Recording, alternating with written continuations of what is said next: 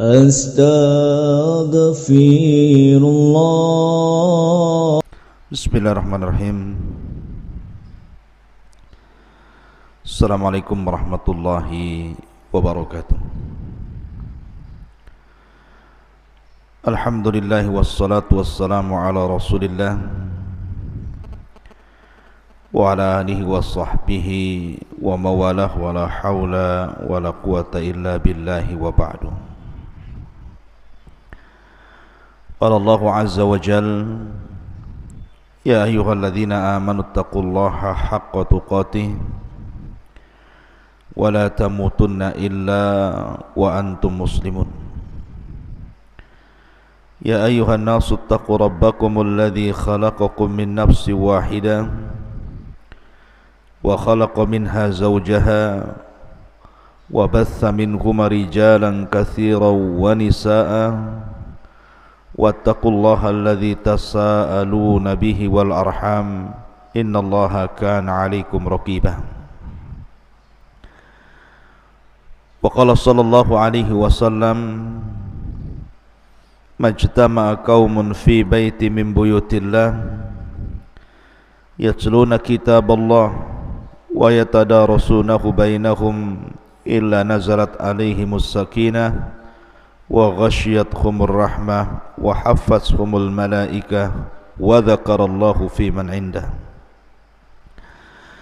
Amma ba'du, ma'asyiral muslimin,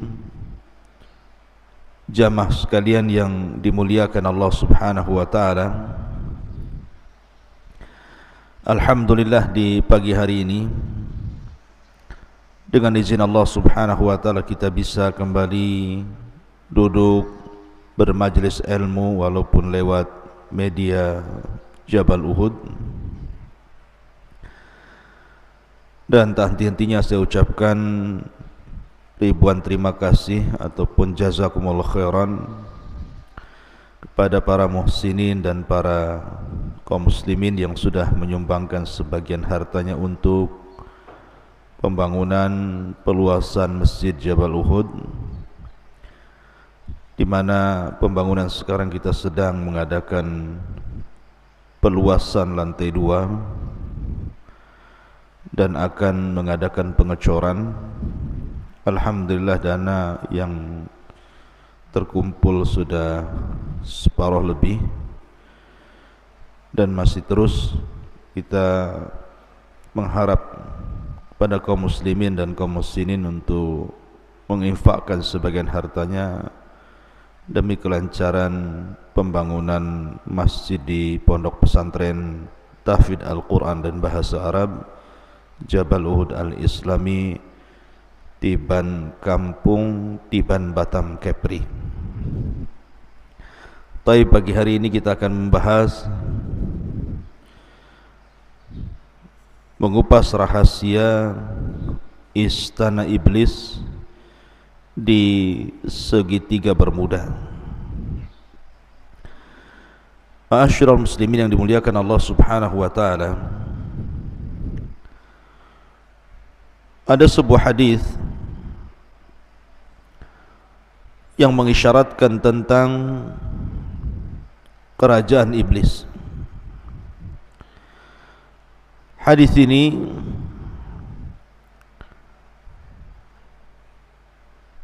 dikeluarkan oleh para ulama hadis,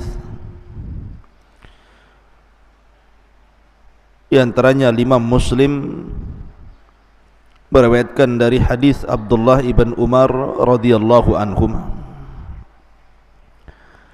tentang cerita yang sangat masyhur di zaman Nabi sallallahu alaihi wasallam, yakni cerita tentang Ibnu Sayyad.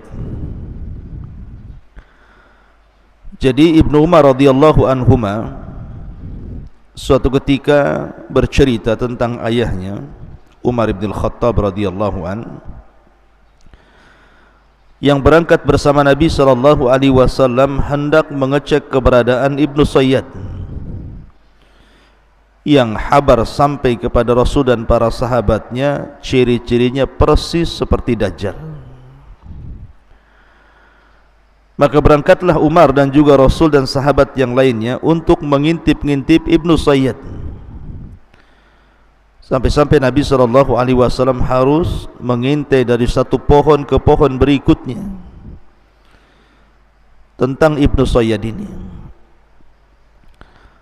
Sampai akhirnya ketika berhadapan Rasul dan Ibnu Sayyad, anak kecil turunan Yahudi ini, Nabi SAW mengatakan, "Tashhadu anni Rasulullah, maukah kau bersaksi bahwa aku adalah utusan Allah?"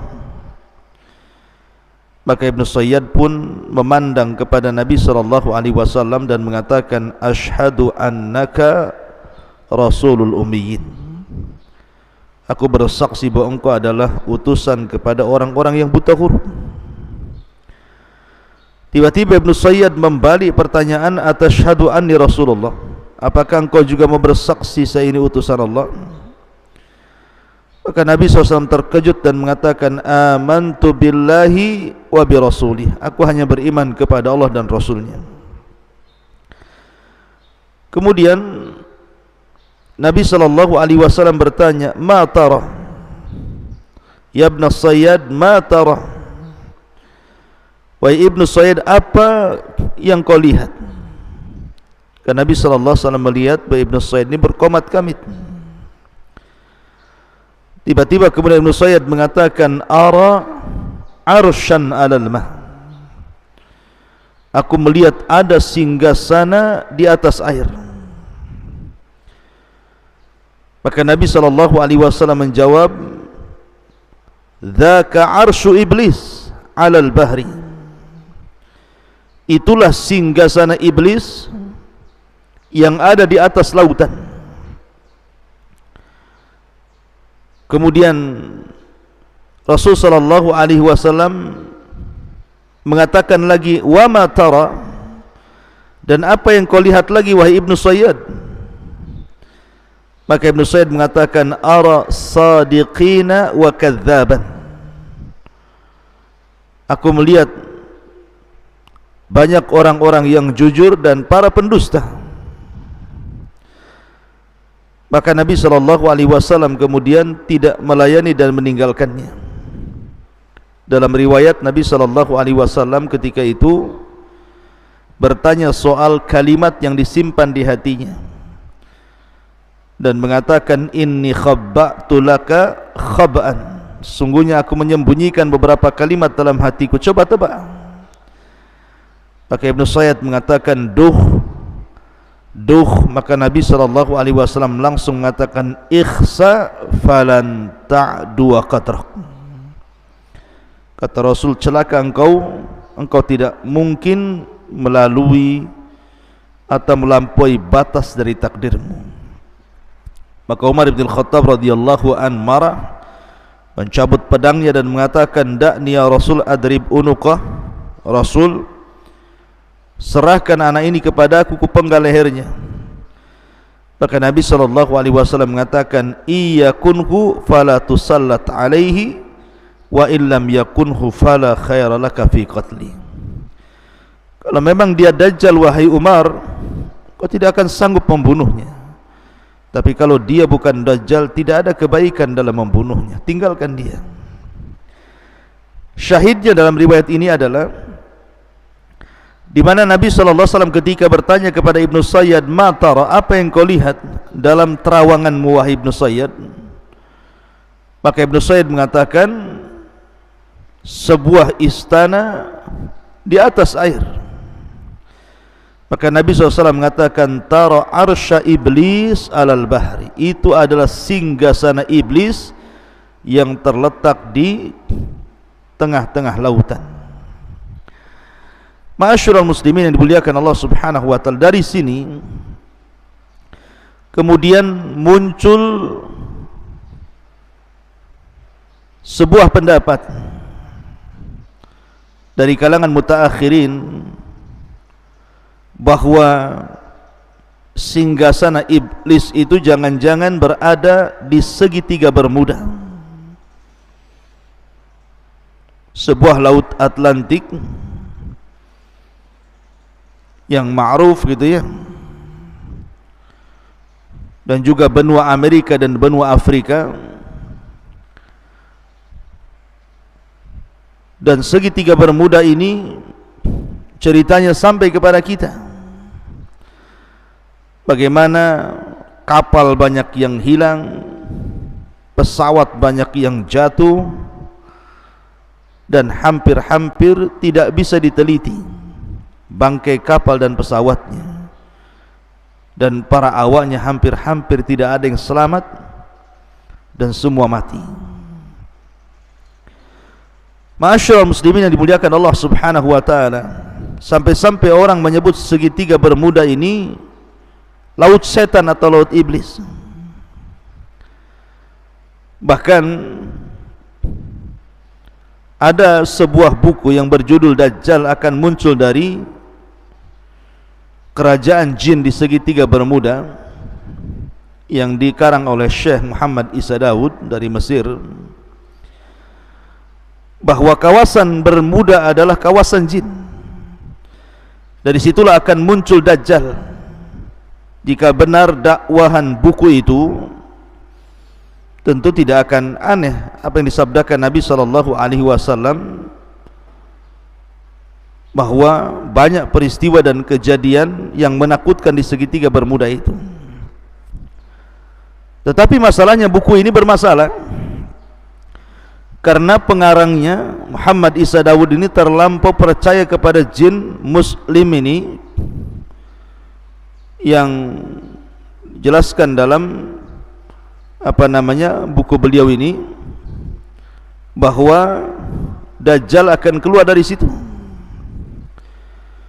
Tentu pernyataan ini juga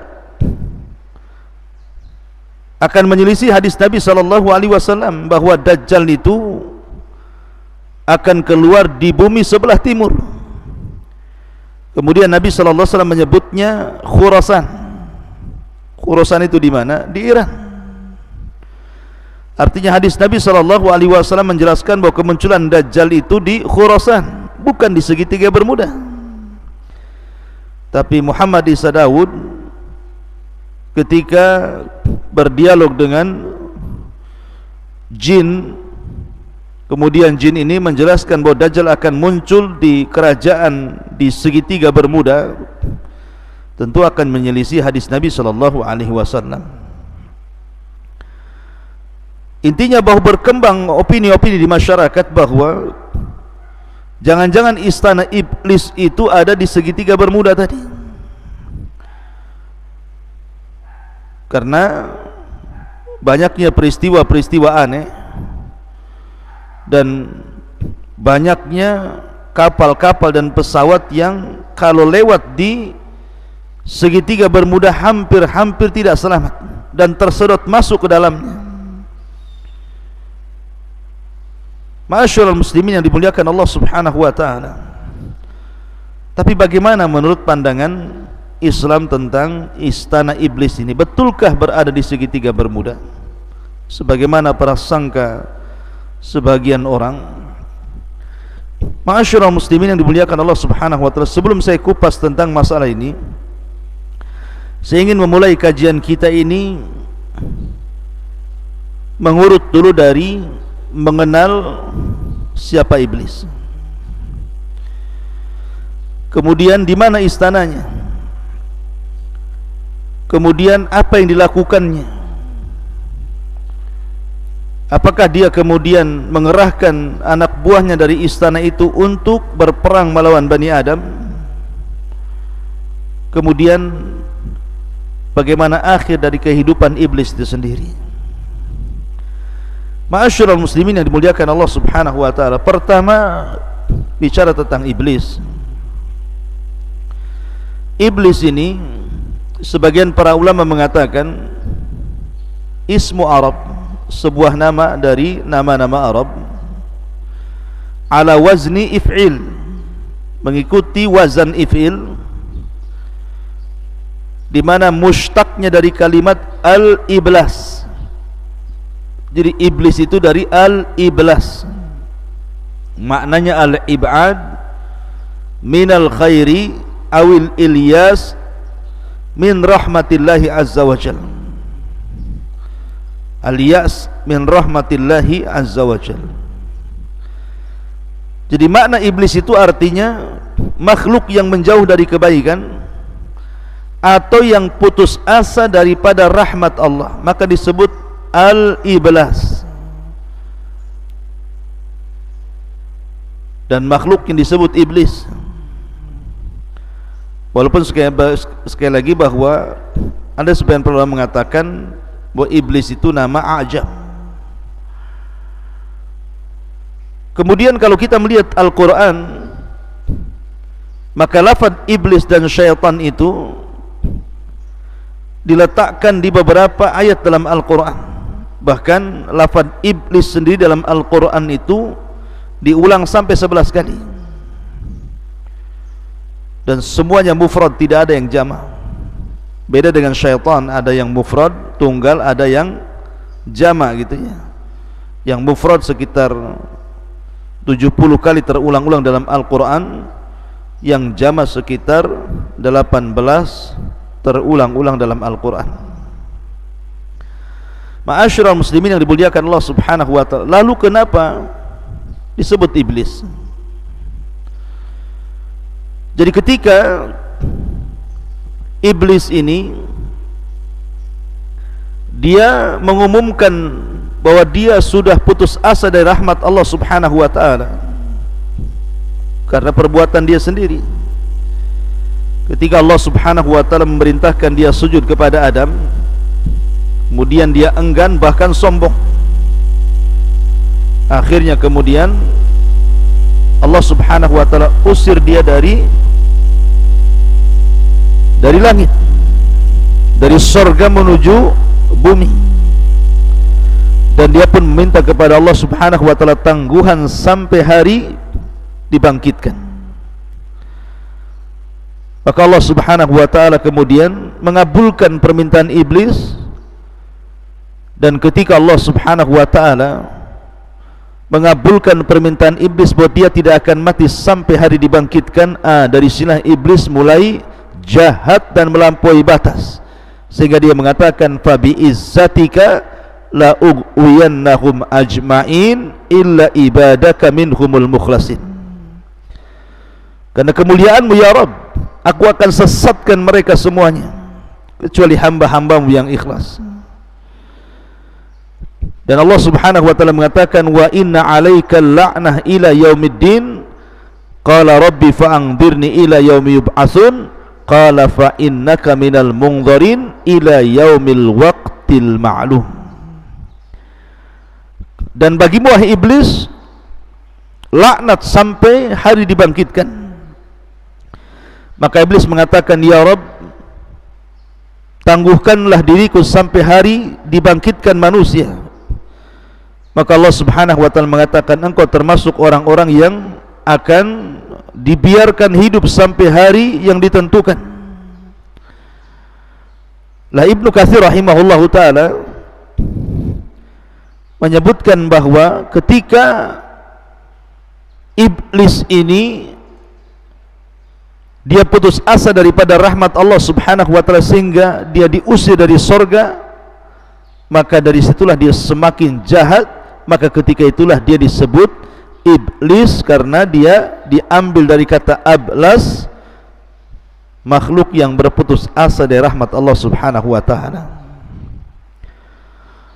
Lah apakah iblis ini bagian daripada para malaikat ataukah dia bagian daripada bangsa jin? Karena masalahnya ketika Allah subhanahu wa ta'ala berfirman di dalam Al-Quranul Karim tentang perintah Allah subhanahu wa ta'ala kepada Adam kepada para malaikat, wa idh qulna lil malaikati isjudu li Adam fasajadu illa iblis. Ketika kami katakan kepada para malaikat sujudlah kalian kepada Adam, maka mereka sujud kecuali iblis.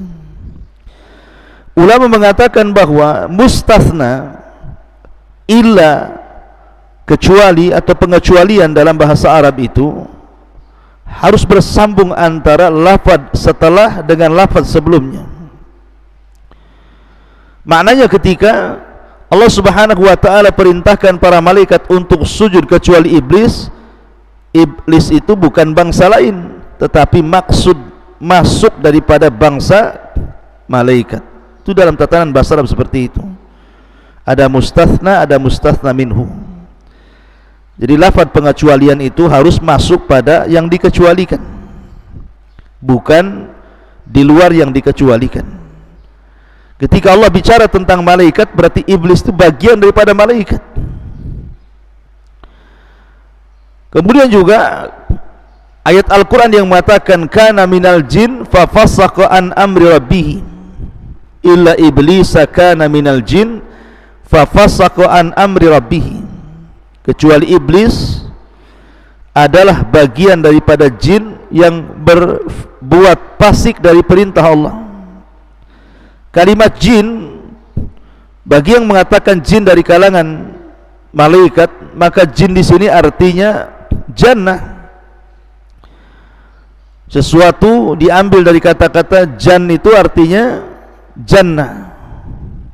Karena dulu iblis ini khazanatul jannah, pembendaharaan surga, maka diambil dari kata jan menjadi jin. Itu bagi pendapat yang mengatakan jin itu bagian daripada malaikat yang fasik dan kufur. Tapi pendapat yang kuat bahwa jin itu ataupun iblis itu bagian dari kalangan jin, bukan malaikat. Karena pengakuan iblis sendiri mengatakan ana khairum minhu khalaqtani min nar. Aku lebih baik daripada Adam, kau ciptakan aku dari api. Sementara malaikat dari apa? Dari cahaya. Yang tercipta dari api itu ya jin. Sebagaimana hadis Nabi SAW, khuliqatil malaikatu min nur wa khuliqatil jan min marij min nar wa khuliqa adam mimma wusifa lakum. Diciptakan malaikat dari cahaya, diciptakan jin dari nyala api, dan diciptakan kalian sebagaimana yang disifatkan kepada kalian. Lah, Allah Subhanahu wa taala mengatakan kinayah daripada perkataan iblis, ana khairum minhu khalaqtani min nar. Aku lebih baik daripada Adam, kau ciptakan aku dari api. Dari sini menunjukkan bahwa iblis itu bagian daripada jin. Dan Allah mengatakan illa iblisa kana minal jin. Kecuali iblis, dia termasuk dari kalangan jin. Dan itu pendapat dari banyak kalangan ulama seperti Syekhul Islam Ibn Taimiyah rahimahullahu ta'ala dan yang lainnya. Dan ingat, ada yang mengatakan bahwa iblis itu adalah abul jin, bapaknya jin, sebagaimana Adam abul bashar, bapaknya manusia. Dan ini sebagaimana disebutkan dalam tafsir At-Tabari dari Ibnu Abbas, Mujahid, Qatadah, Hasan Al-Basri dan yang lainnya mengatakan bahwa iblis itu adalah abul jin, bapaknya jin. Ma'asyiral muslimin yang dimuliakan Allah Subhanahu wa taala, adapun tugas iblis, karena dia sudah bersumpah akan menyesatkan Bani Adam, Al-Imam Ibnul Qayyim rahimahullah ta'ala sampai mengatakan bagaimana iblis itu mengatur strategi untuk menggoda manusia itu sampai membuat 6 marhalah, 6 cara, mulai daripada yang paling tinggi sampai kepada yang paling rendah. Yang pertama, membuat manusia kufur atau manusia menyekutukan Allah Subhanahu wa ta'ala. Kalau tidak bisa, maka yang kedua, manusia dibuat menyelisih sunnah Nabi SAW supaya terjerembab kepada perbuatan yang diada-adakan dalam agama. Bahasa hadis disebut bid'ah. Kemudian yang ketiga, kalau tidak bisa digoda seperti itu, maka dia akan membuat strategi selain bagaimana manusia itu terjerumus kepada dosa besar.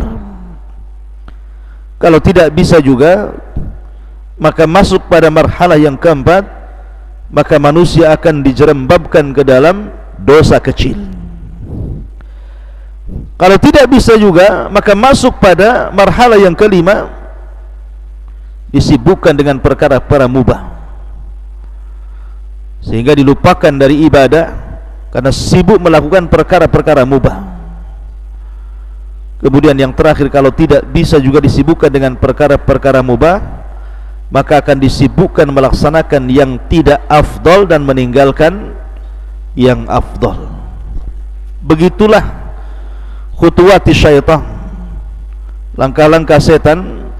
Makanya kenapa Allah Subhanahu wa ta'ala selalu memberikan nasihat kepada kita agar jangan mengikuti langkah-langkah syaitan. Allah berfirman, alam ahad ilaikum ya bani adam alla ta'budu syaitan innahu lakum aduwwum mubin. Bukankah sudah kukatakan kepada kalian wahai anak Adam, jangan menyembah syaitan karena syaitan itu musuh kalian yang nyata. Bahkan Allah Subhanahu wa ta'ala melarang kita untuk menjadikan syaitan-syaitan itu, iblis-iblis itu teman kita. Wa man yattakhidhi syaitan waliyan min dunillah faqad khasira khusranan mubina ya'iduhum wa yumannihim wa ma ya'iduhum syaitanu illa ghurura. Barang siapa yang mengambil syaitan sebagai temannya dari selain Allah, maka dia telah melakukan kerugian dengan kerugian yang nyata. Syaitan itu hanya menjanjikan dan angan-angan kosong, dan tidaklah janji-janji mereka kecuali dusta belaka. Ma'asyiral muslimin yang dimuliakan Allah Subhanahu wa ta'ala, salah satu strategi syaitan itu adalah di pagi hari, maka syaitan selalu menancapkan singgasananya. Di pagi hari, pagi-pagi buta itu, syaitan akan menancapkan singgasananya di tengah lautan. Lah, dan itu diisyaratkan dalam sebuah hadis Nabi SAW. Terdapat dalam Sahih Muslim dari Nabi SAW, dia bersabda, inna iblisa yada'u arsyahu alal ma. Sesungguhnya iblis setiap pagi itu meletakkan singgasananya di atas lautan, supaya dia ingin seolah-olah menandingi arsy Allah Subhanahu wa ta'ala. Ya, tahu arsy Allah Subhanahu wa ta'ala, singgasana Allah Subhanahu wa ta'ala itu berada di atas air kan.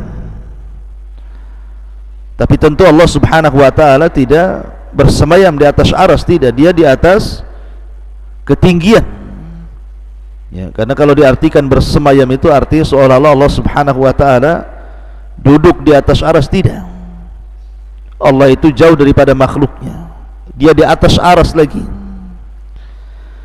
Lah karena Allah Subhanahu wa ta'ala meletakkan arsy di atas air, maka iblis pun ingin membuat singgasananya di atas lautan, di atas air, seolah-olah kononnya ini ingin menyamai Allah Subhanahu wa ta'ala ketika meletakkan arsy di atas air. Begitulah sombongnya iblis. Tsumma yab'atsu saraya, kemudian mulailah dia mengutus prajurit-prajuritnya, tentara-tentaranya untuk menggoda anak Adam. Fa'adnahum minhu manzilatan a'dhamu fitnatan,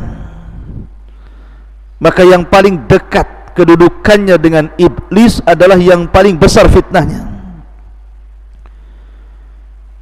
Yaji'u ahaduhum, setelah kemudian iblis di pagi hari mengatur strategisnya, kemudian memerintahkan para tentaranya untuk menggoda anak Adam dimanapun berada.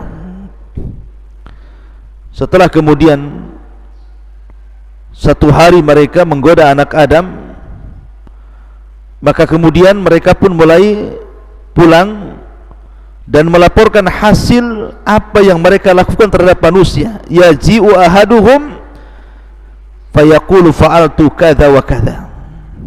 Wah iblis, aku sudah melakukan ini dan itu, sehingga orang itu berdusta, orang itu tidak sholat, orang itu berghibah, orang itu minum khamr, orang itu berzina, orang itu, dan begitu seterusnya melakukan kezaliman. Tapi iblis mengatakan, ma sana'ta syai'a, kau belum berbuat apa-apa. Summa yaji'u ahaduhum, kemudian ada lagi pasukan iblis yang lainnya yang datang melaporkan dan mengatakan, ma taraktu hatta farraqtu bainahu wa baina imratihi. Lapor iblis, aku sudah berhasil mencerai-beraikan rumah tangga si fulan dan si alan, sampai sekarang mereka bercerai. Maka iblis langsung tegak berdiri dengan bangganya dan mengatakan, anta, kaulah yang benar, kaulah prajuritku. Kemudian diambilnya piala yang ada di atas kepalanya, kemudian diletakkan di anak buah yang berhasil mencerai-beraikan rumah tangga ini. Lihat kenapa iblis bangga kalau ada orang bercerai. Karena perceraian itu banyak korbannya. Suami jadi korban, istri jadi korban, anak-anak jadi korban, keluarga jadi korban, semua jadi korban. Maka iblis pun bahagia, dipeluknya orang tentaranya yang berhasil mencerai-beraikan suami istri dan mengatakan, anta, engkolah. Kemudian dia melepaskan piala di atas kepalanya dan diletakkan di atas kepala jin yang berhasil mencerai-beraikan suami istri itu. Ma'asyiral muslimin yang dimuliakan Allah Subhanahu wa taala. Lah di sini dalam hadis ini Nabi SAW mengatakan, inna iblisa yadau arsyahu alal ma. Sesungguhnya iblis meletakkan singgasananya di atas air. Lah kalimat di atas air inilah kemudian dalam riwayat Ibnu Sayyad tadi di atas lautan, sehingga memunculkan prediksi ketika kita berbicara tentang segitiga Bermuda. Segitiga Bermuda yang berada di antara Laut Atlantik, benua Amerika dan benua Afrika. Kenapa kemudian muncul prediksi bahwa jangan-jangan istana yang dimaksud dalam hadis itu adalah istana yang diletakkan oleh iblis di segitiga Bermuda? Karena ada yang mengatakan bahwa segitiga Bermuda ini adalah pertemuan antara laut panas dan laut dingin. Laut panas dan laut dingin. Dan dalam sebuah hadis Nabi SAW, ketika Nabi SAW menjelaskan tentang bayangan matahari, kata Nabi SAW, sebagaimana dikeluarkan Imam Ahmad, naha an yujlasa baina dhahhi wa dhilli. Nabi SAW melarang untuk duduk di antara sinar matahari dan di antara bayang-bayang sebuah benda. Jadi kalau seandainya ada pohon, kemudian sinar itu matahari menghadap pohon, kemudian di situ ada separuhnya masuk ke bayang-bayang pohon, separuhnya masuk ke cahaya sinar matahari, kemudian seseorang itu tidur di antara bayang-bayang dan juga cahaya matahari, maka Nabi SAW melarang, tidak boleh. Alasannya Nabi SAW mengatakan karena itu adalah majlisus syaitan, majlisnya syaitan. Ma'asyiral muslimin yang dimuliakan Allah Azza wa Jalla. Lah dari hadis ini kemudian orang mengkiaskan kepada segitiga Bermuda, karena ada arus dingin berasal dari Amerika, sementara arus panas berasal dari Afrika, kemudian berjumpa di segitiga Bermuda itu. Karena itu adalah tempatnya syaitan. Akhirnya kemudian orang memprediksi bahwa di situ jangan-jangan istananya iblis yang dimaksud dalam hadis Nabi SAW ini. Akan tapi ikhwatu fiddin, saya ingin katakan bahwa menentukan tempat dengan langsung mentakyin bahwa di segitiga Bermuda itu adalah istana iblis ini tidak bisa. Iya, memang di situ banyak kecelakaan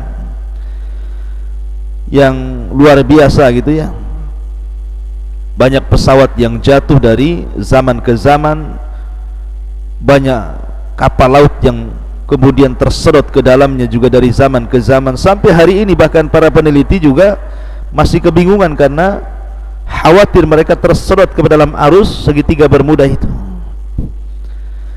Akan tapi kemudian kalau memponis bahwa di situ adalah istana yang dimaksud dalam hadis Nabi SAW, bisa iya bisa tidak. Masalahnya Nabi SAW tidak mengisyaratkan ke arah situ. Dalam hadis tadi Nabi hanya mengatakan bahwa setan itu meletakkan singgasananya di atas air. Bisa saja berpindah-pindah dari satu laut ke laut berikutnya, sekali-kali di segitiga bermuda, sekali-kali di tempat lain. Tapi untuk memvonis bahwa hadis ini kemudian adalah diisyaratkan kepada segitiga bermuda, wallahu alam, maka tidak ada isyarat dalam hadis ini, karena Nabi SAW hanya mengatakan tentang istana iblis itu berada di atas lautan atau berada di atas air. Soal lautan mana, Allahu alam. Bisa saja berpindah-pindah, bisa jadi satu tempat tinggal di situ, karena hadis Nabi SAW tidak memberinci seperti itu. Ma'asyiral muslimin yang dimuliakan Allah Subhanahu wa taala. Dan yang lebih ngerinya lagi adalah ketika iblis ini memunculkan singgasananya setiap pagi, kemudian mengutus tentaranya untuk menggoda Bani Adam. Kemudian ketika iblis sudah selesai tugasnya dan mereka pulang melaporkan hasilnya, maka di samping singgasana itu ada ular yang sangat besar. Sebagaimana isyarat dalam hadis Ibnu Sayyad yang dikeluarkan oleh Musnad Imam Ahmad, bahwa Ibnu Sayyad mengatakan, ara arsyan alal bahri haulahul hayyat. Aku melihat singgasana di atas lautan dan di sekitarnya banyak ular. Ada ular. Kenapa kemudian ular? Kita teringat dengan kisah ketika Adam di sorga. Ada kisah Israiliyat. Ketika iblis sudah dikeluarkan dari sorga, kemudian Adam dimasukkan ke sorga. Iblis kan tidak bisa masuk ke sorga. Akhirnya kemudian dia bekerja sama dengan ular yang keluar masuk ke dalam sorga, dan berhasil dia masuk, dan berhasil pula dia memberikan was-was kepada Adam. Akhirnya Adam dan Hawa makan buah larangan dan terusir pula dari sorga. Lah karena ular ini sudah berjasa memasukkan iblis ke dalam sorga hingga mampu menggoda Adam, makanya sangat dimuliakan ular ini. Jadi setiap kemudian tentaranya datang membawa laporan, maka ular itu ada di sekitar situ dan dimuliakan sama iblis. Makanya Ibnu Sayyad mengatakan, ara arsyan alal bahri haulahul hayyat. Aku melihat sebuah singgasana di atas lautan dan dikelilingi dengan ular. Maka Nabi SAW mengatakan, sadaq dzalika arsyu iblis. Ya benar, dia benar, tetapi itulah istana iblis. Tapi sebagian para ulama mengatakan bahwa tambahan haulahu hayat dalam hadis yang dikeluarkan dalam Musnad Imam Ahmad ini adalah tidak sabit. Jadi lafaz yang sahih yang sampai kepada Nabi hanyalah kata-kata ara arsyan alal bahri. Berkata Ibnu Sayyad itu, saya melihat singgasana di atas lautan. Adapun tambahan haulahul hayat, di sekelilingnya banyak ular, maka itu tambahan yang tidak sabit, yang tidak tetap bagian daripada hadis Nabi sallallahu alaihi wasallam. Wallahu alam tentang masalah singgasana iblis ada di lautan mana gitu, apakah di segitiga bermuda atau di tempat yang lainnya, karena tidak ada isyarat yang jelas tentang masalah ini. Ya bisa iya bisa tidak gitu ya. Tapi yang jelas kita yakini bahwa setiap hari iblis menancapkan istana di tengah lautan, lautan mana terserah gitu ya. Kemudian mengutus tentara-tentaranya berusaha menggoda anak Adam, sampai akhirnya iblis merasa senang apabila tentaranya membuat cerai-berai suami istri dan meletakkan piala di atas kepalanya dan mengatakan anta sambil memeluknya. Wallahu a'lam bishawab. Mudah-mudahan ada manfaatnya. Subhanakallah bihamdika asyhadu an la ilaha illa anta astaghfiruka wa atubu ilaik. Allahu ta'ala. Assalamualaikum warahmatullahi wabarakatuh.